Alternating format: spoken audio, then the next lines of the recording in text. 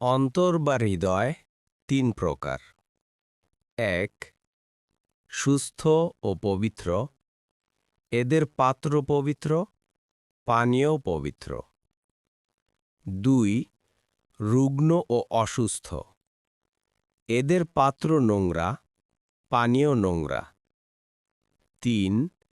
পাক নাপাক মিশ্রিত, এমন অন্তরে বিশ্বাস এবং মুনাফিকি উভয়টি বিদ্যমান থাকে। ফলে এরা পবিত্র এবং অপবিত্র উভয় পাত্র থেকেই পান করে।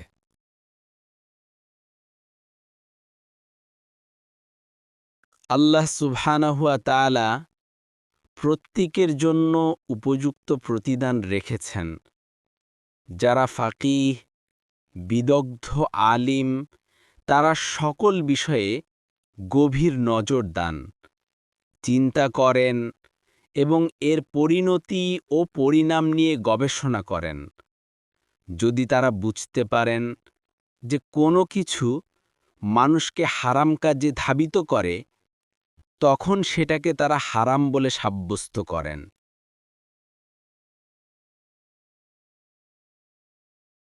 যেমন নারীর সাথে অবাধ মেলামেশা করা, ব্যভিচার করা হারাম। তদ্রূপ বেগানা নারীর দিকে তাকানো, তার সাথে আলাপ করা, নির্জনে মিলিত হওয়াও হারাম। মোট কথা, শারিয়াতে নিষিদ্ধ কাজ দুপ্রকার। ১. মূল কাজটাই হারাম। ২. যা কিছু হারামের দিকে টেনে নিয়ে যায় সেটাও হারাম। অনেকেই হারামটা দেখে বোঝে।